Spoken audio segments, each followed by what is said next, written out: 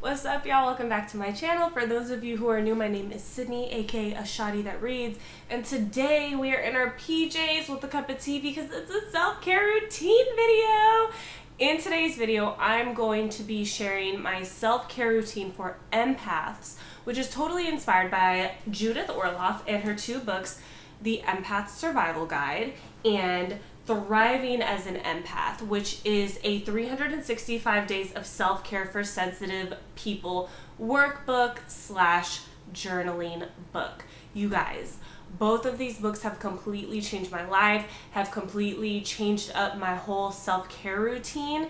And just so you guys know, this self-care routine can be practiced by anyone. I just specifically use things that I know will benefit empaths. And also, you do not have to be an empath to watch this video. This will definitely be helpful for you if your lover is an empath, your friend, your mom, your brother, just anybody you know. If you know anybody who is an empath, this video will definitely be helpful. I will be leaving a little self-assessment that you can take in the description box to let you know what level you're at on the scale of being an empath. Maybe you have, moderate empath tendencies, or maybe you are a full-blown empath like myself. Either way, this video will be helpful to you because self-care is something that we all need to practice more in our daily lives. Yes?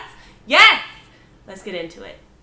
I wake up every day around 5 or 6 a.m. and the first thing I do is put on my UGG slippers and get to journaling, you guys. I love using my Thriving as an Empath 365 day self-care journal as a template. That way I have something to focus on and it gives me an intention to set. This is the first thing I do before doing anything. I do not check my phone. I do not really use any technology for as long as I can. Here I am just writing down self-affirmations such as I am safe, I am loved, I am protected, or anything else that I think I may need to hear that day.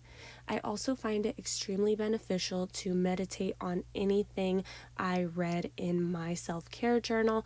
So, for example, today's intention is to practice patience and follow my intuition.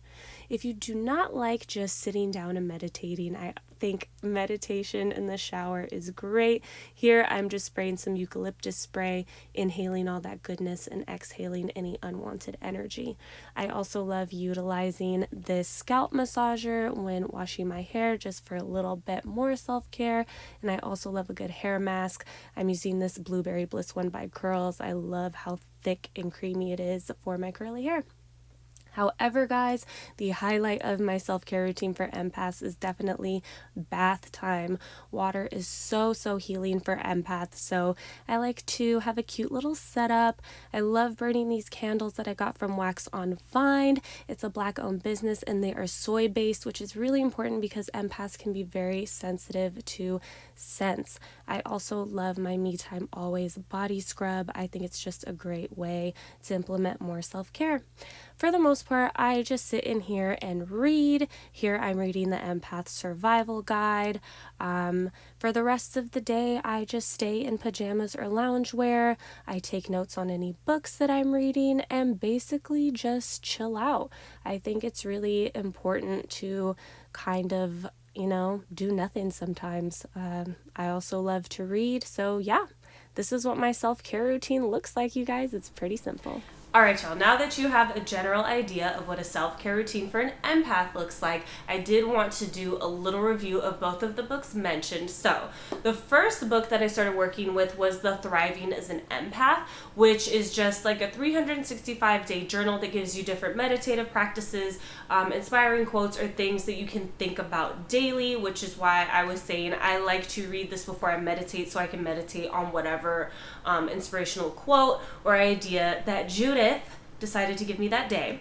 And then I started reading the Empath Survival Guide, which is just your regular book by the same author, Judith Orloff, because my friend actually let me borrow this. Thank you so much.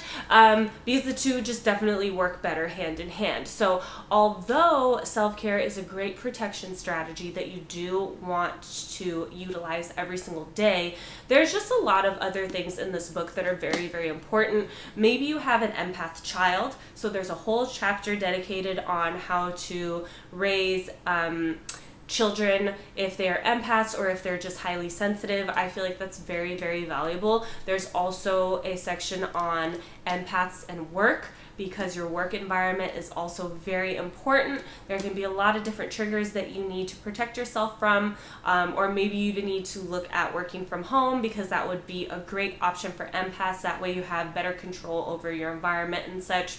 Also, I really like the chapter on protection strategies against narcissists, energy vampires, drama queens. She goes into great detail explaining why empaths attract people that want to like drain that energy out of us. It's very, very interesting. And I really like this book because she's doing a lot of research that hasn't been done yet, or that people in the medical field are just starting to understand. So it's just really amazing to read about people like yourself and see all the things that empaths like struggle with, so you can kind of work through that yourself and use these strategies to help yourself. And also, the most important part I think from this book is seeing how much of a gift being an empath is. Like, what a gift to feel what other people are feeling, to have so much empathy that you can feel what other people are feeling. Instead of seeing that as a bad thing, maybe we can use that to heal people. So if you're an empath, you can be a healer, a writer, a creator. It's such a beautiful thing. I mean, even if you're not, you can do all those things, but just trying to turn what you could see as negatives into positives. Story time. There was a point in time where I couldn't even go into a grocery store without having a full-on panic attack. But after reading this book, I now realize it was just too much. There were too many people, fluorescent lights, the noise, and it is totally okay and it's totally normal to feel those things. I feel like we definitely still live in a world that does not value sensitive people, and that's why I love this book so much, because she reminds you of all the things that your sensitivities make you capable of, and they're definitely something to be proud of. So I highly recommend this book for anybody who thinks they're an empath or who thinks they're a highly sensitive person, or just for anyone really who wants more information on this subject, because it's fascinating, friends. Per usual, breathe easy.